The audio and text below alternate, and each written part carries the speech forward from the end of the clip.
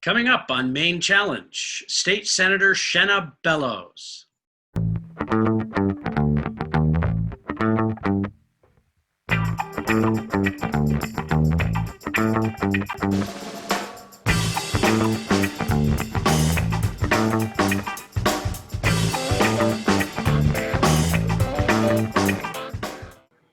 Hello and welcome to Maine Challenge, a production of Lincoln County Indivisible and Lincoln County TV. Our guest today is State Senator Shenna Bellows from Manchester. Hi, Shenna, welcome. Good morning. It's a pleasure to be with you. It's nice to have you on the show.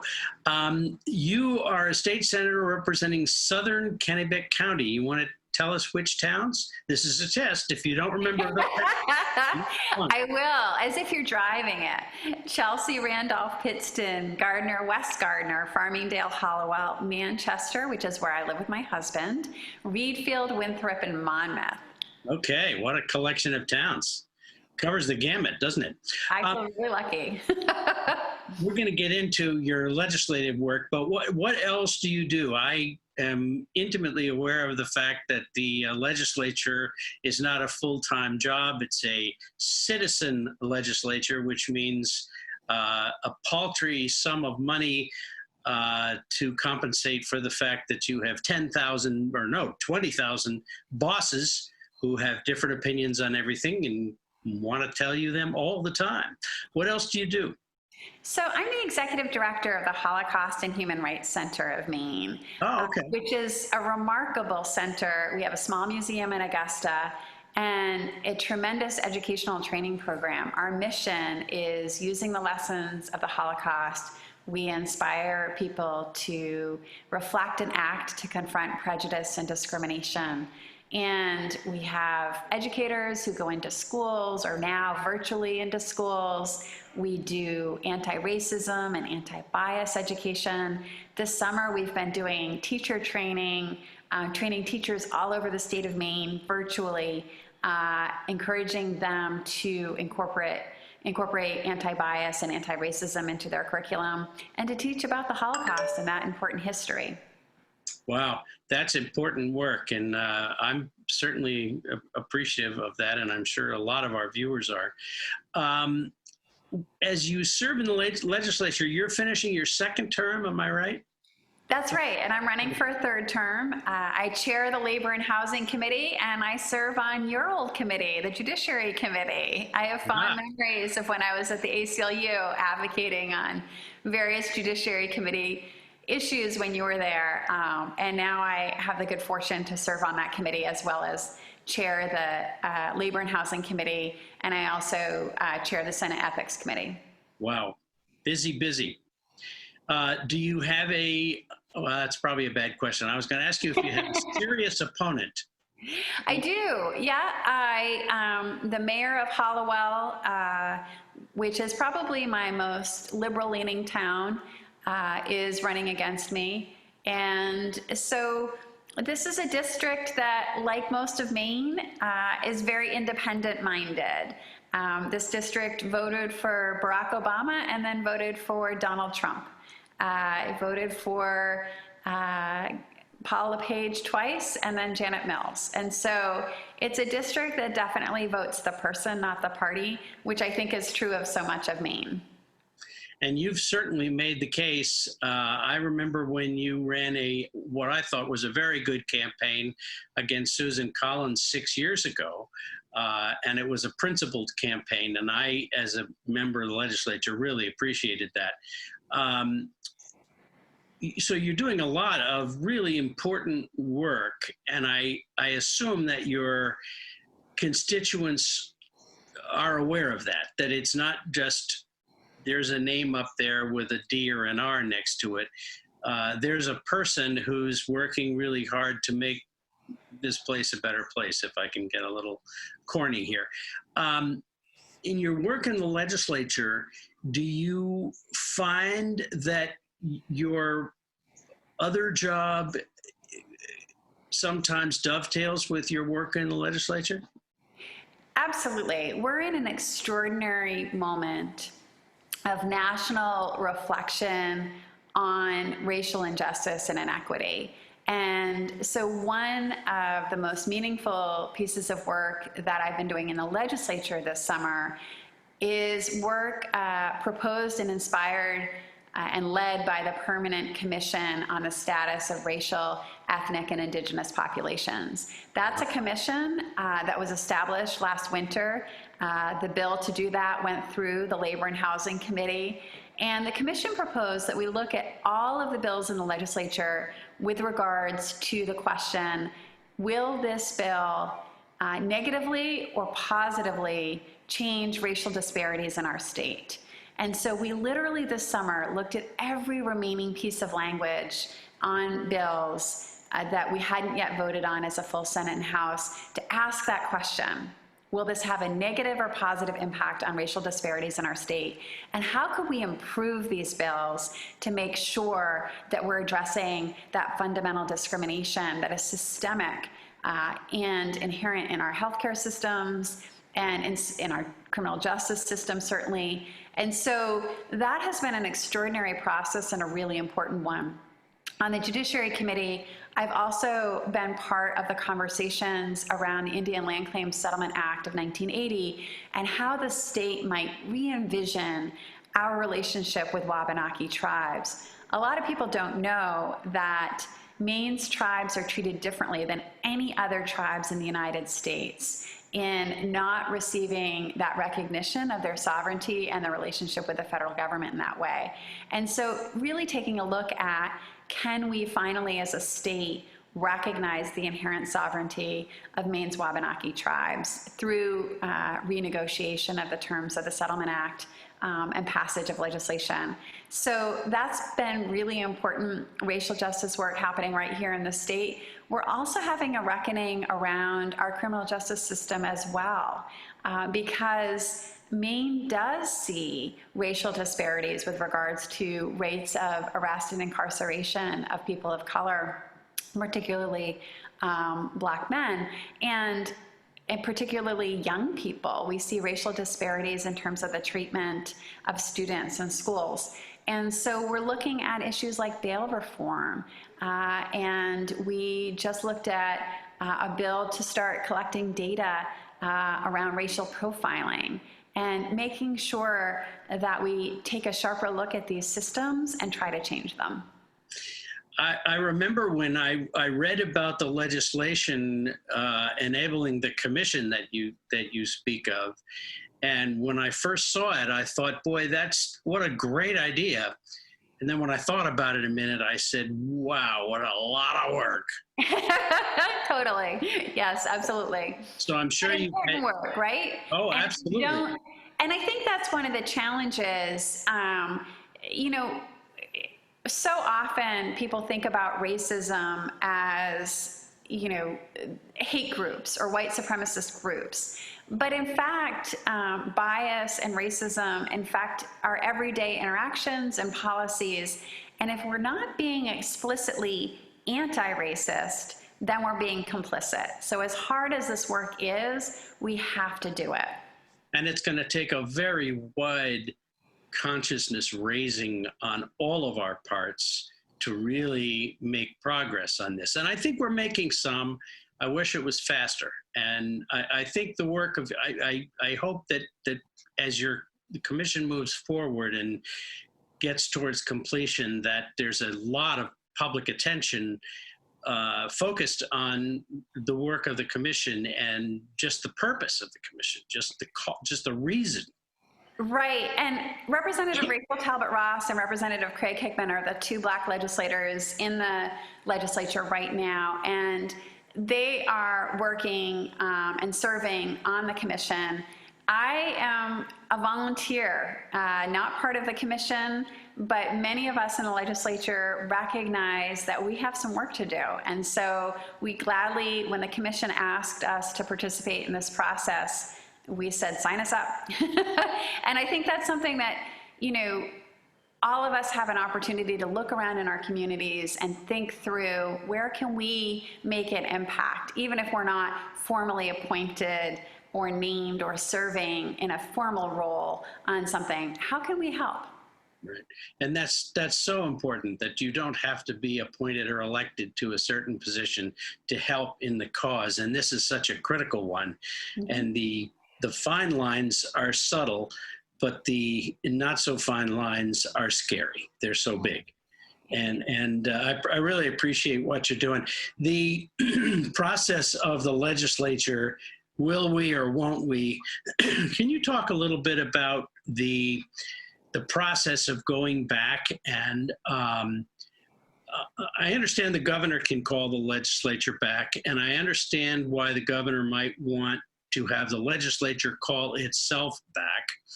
And I'm just wondering, I mean, there were 500 bills or something that were left undisposed of when the legislature adjourned. The committees have been working, as I understand it, or a lot of the committees have been working ever since to dispose of those bills, get them ready.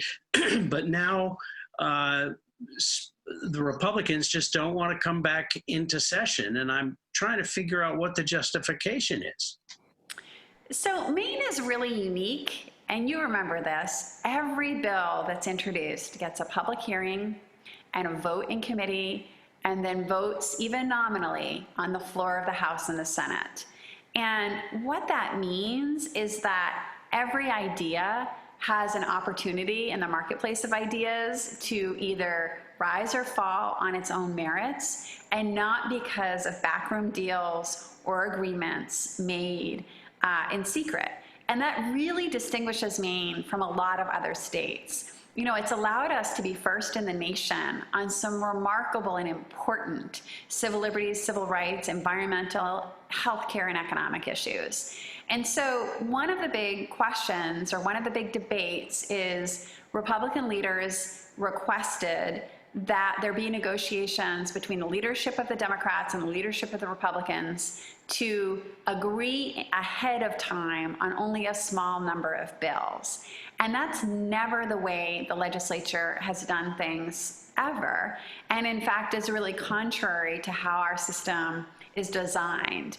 And so Democratic leadership have pushed back and said, we have always dealt with every single bill. And the committees tend to, because of this pressure, often be unanimous on so much of the routine work. And sometimes unanimous in terms of saying this idea is not ready for prime time, we're going to vote unanimously, ought not to pass, and dispense with it. And where the committees are divided are some important, sometimes controversial, but important public policy issues that really matter to our constituents. And so the Democratic leadership have said, no, we have a process in place. It's one that has worked every year, and even during a pandemic, we have the procedures to do this safely, and we should not be engaged in backroom deals, but instead do this in the open and democratic way that we have always done it. And the Republicans have rejected that. And so the other thing that's unique about Maine is to reconvene, a majority of both parties have to agree. So even though Democrats control the House and Senate, Speaker Gideon or President Jackson can't just pull us back against the will of the majority of both parties. And so that's why we haven't reconvened. It's very disappointing. And I will say it's personally disappointing. So I really think we need to get big money out of politics. I'm a clean elections candidate because of that.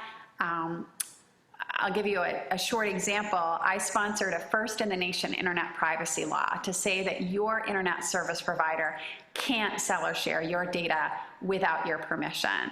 Well, big data is big money. They spent over $181,000, according to Maine Public, to try to defeat that bill, probably more.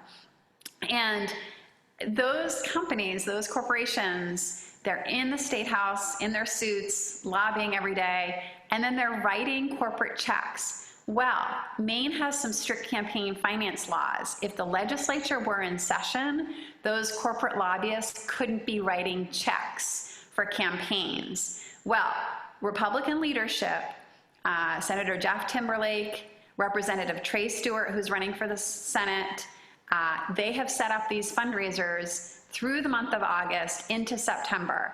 And those fundraisers would be illegal, not the fundraisers themselves, but the request to corporate lobbyists to write checks or the request for corporate PAC money would be illegal if the legislature were still in session. So I don't know that that has influenced their decision making, but it's certainly wrong that some of these big corporations are writing these big checks. Right now we're in an election season and there is work to be done in the legislature. Well, that's an explanation that I didn't connect those dots. I knew about that situation, but I couldn't imagine that leaders, elected leaders of the great state of Maine would say, no, we're not going to go into session because we have to raise money from big corporations. Is astonishing to me. And I've never seen an explanation for, no, we're not going to do our jobs. They were elected to do a job. We are elected to do a job and we should be meeting. There is so much need right now, whether it's unemployment, small business relief, appropriate personal protective equipment, PPE, for schools and for frontline workers. Maine is the second best state in the nation in terms of incidence of the virus, and yet we have some critical public policy issues that we haven't addressed. Now, Governor Mills is doing an excellent job from an executive position in allocating resources to the hospitals, to nursing homes, to schools, and protecting that money. And to our credit, the legislature unanimously passed a sweeping COVID-19 emergency relief package last March, and we did provide, for example, for the school funding, sort of looking ahead to what might be happening this fall. But that said, we have a responsibility to our constituents. You know, take unemployment. There's some serious problems with that system. The Labor and Housing Committee met, and we've been having weekly briefings with the Maine Department of Labor. But if we're not able to pass legislation to fix some of these problems, there's only so much that can be done through executive and administrative action. So that's just one example. We're looking at an impending housing crisis. We're starting to see the eviction machinery move forward. And granted, small landlords are struggling too, right? Because we're in this economic crisis. They are worried about defaulting on their mortgages or losing the property themselves. There must be work that the state can do from a public policy perspective to support both tenants and landlords and avoid homelessness and foreclosures, which are two huge problems that we definitely see looming on the horizon. So there's some critical work that we should be doing in the legislature right now. That's why I voted to go back. I've voted twice now to go back, and I really do hope that the Republicans will reconsider their decision not to go back at this point. I hope they're called to account for this lack of action. And I certainly, I'm just really distressed at how this campaign is going, because I see some good incumbents on both sides, actually. But I'm really concerned that we're in a political rabbit hole in terms of how we can get dialogue back, how we can get reasonable with each other again, and work out differences and help the people of Maine happen. Do you have any debates scheduled with your opponent? Not yet. Although I always welcome debates. When I ran against Susan Collins, we were pushing for more debates. She was pushing for fewer. In the end, we ended up having 5. It'll be interesting to see how many debates happen this fall in that race. I definitely want to talk a little bit about your campaign against Susan Collins as it applies to her race this year. But first, I want to ask do you think that Republican candidates, especially for the Senate, but really up and down the ticket, should be put on the spot and forced to say where they stand with President Trump and where they repudiate President Trump. Absolutely. And I think on issues like choice, on issues like health, on issues like, well, there's so many issues up and down. And I want to, I mean, my local race, the Republican candidate says that he's pro-choice. He says he's pro-gay rights. Well, how does that sit with the local Republican Party, and how does that sit with the national party? And, where is this coming from? I mean, are they going to be allowed to sidestep this whole question of, do you stand with President Trump or repudiate him? Well, I definitely encourage local journalists, local media outlets to keep asking that question, because it's very important. I stand strongly and proudly with the Biden-Harris ticket. I think that Joe Biden understands the economic challenges that we face in this country. I think that he has the experience and that leadership. And most of all, I think he's really skilled in picking the best of ideas from both allies and opponents and moving those forward. You watch post-primary how he listened really carefully to what Senator Sanders and Senator Warren had proposed on the campaign trail, and in fact adopted elements of their agendas in the general election campaign. And I think that's really important.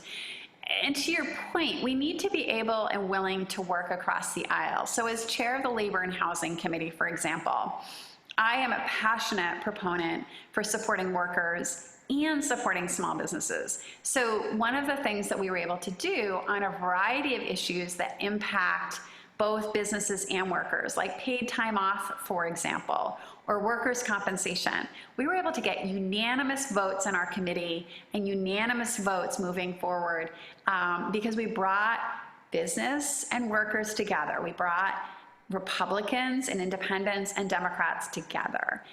I think that's extraordinarily important. On my internet privacy law, that I really do think is groundbreaking, Republican Senator Stacey Guerin from the Bangor area was my chief ally, and we together made sure that that bill was bipartisan, because we both believe in privacy and we both believe in constitutional freedoms and protecting individual rights. So I do think that there are areas for common ground, but it's important to ask those tough questions. Where do people stand? What do they support and not support? And what would they do differently or not do differently? And how are they voting in November? Moving on to Senator Collins. Is this the same Senator Collins that you ran against 6 years ago? It's not. I mean, I know it's the same person, but it's not. So what was remarkable about the race, and granted, our polling never showed me in a close contest with Senator Susan Collins. So in some ways, she wasn't as intimidated or concerned about the electoral outcome, right? But I ran against her based on principle, because I had been deeply disappointed. For example, I was a leader on the marriage equality movement, and I organized or created Republicans for the Freedom to Marry, hired a full-time person, Jill Barkley, to recruit Republicans to support marriage equality. And we tried so hard to get Senator Susan Collins to endorse marriage equality in that referendum campaign of 2012, and she declined to do so. She would not end up endorsing marriage equality until 2 years after Maine voters endorsed marriage. Finally, in the 2014 campaign against me, she finally came out and said, yep, I do, I agree with Maine voters. So those are some of the reasons I ran against her, but she didn't run a nasty campaign. You didn't see personal attacks on me or on Democrats that were not founded in reality. So for example, she's been attacking Speaker Sarah Gideon for not bringing the legislature back to do this work. Well, we've already talked about that. Speaker Gideon doesn't have the unilateral power to reconvene the legislature, and she has sent out a ballot request to members urging us to return twice. So it's not accurate to say she's not interested in coming back. And I didn't see that level of inaccuracy in the attacks from Susan Collins in our race. The other thing that I found very disappointing was that on the radio last week, Susan made some anti-Semitic remarks. Now, in my position as executive director of the Holocaust and Human Rights Center of Maine, we've been doing some work around anti-Semitism because you can see anti-Semitism sometimes on both the right and the left, and it's really important that we recognize it for what it is and stop it. And because, of course, anti-Semitism was one of the contributing factors to the murder, to the Holocaust of 6 million Jews in the Holocaust. And so for Susan Collins to make anti-Semitic remarks on the radio, to identify George Soros, Donald Sussman, and Chuck Schumer, 3 Jewish leaders and funders, as backing Sarah Gideon, that's the type of dog whistle that we never saw in 2014. And it was extraordinarily disappointing. And I really expected better of her. So I do think that she's changed in some ways. And in some ways, the country has changed. Yeah, and she voted with Trump 94% of the time, or something close to that. And so I am with those who say that there's been a fundamental change, and she's following the extreme right wing in a lot of directions that I don't think is consistent with Maine voters and Maine people. So I hope she comes to terms with that at some point. One thing we haven't mentioned, and we should, is the COVID, the approach that Maine has taken addressing the COVID virus. And I know you've worked on some of this in the committee, but where do we stand right now in terms of if we open schools, are we going to have the same reaction that Florida had when they opened their beaches? I think it'll be really important to move with all deliberate caution. So at this point in time, the Maine Department of Education and Governor Janet Mills have identified all of Maine's 16 counties as in the green zone, meaning that it is safe, at least as safe as it can be at this point in time, for schools to return to in-person instruction or some hybrid model. And what I'm seeing is that many schools are offering that hybrid option. Winthrop schools, for example, in my district, are offering parents the choice to either send their students to school or engage in remote learning. And I think that will probably be the norm for many schools around the state. Well, I'm sorry to jump in, but I'm afraid we're running out of time, which I was afraid was going to happen. Maybe we can have you back, but I really appreciate your coming and you're joining us today on Maine Challenge, and also to the audience for tuning in. Thank you again, Shenna Bellows, State Senator from Manchester and Southern Kennebec County. Please keep up the good work. You are a really important part of Maine governance, and thank you for all that you do. It was a real pleasure. Thank you.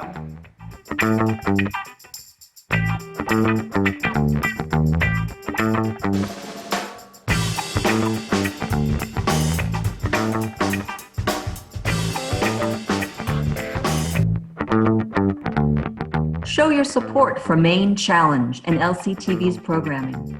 We're all about community.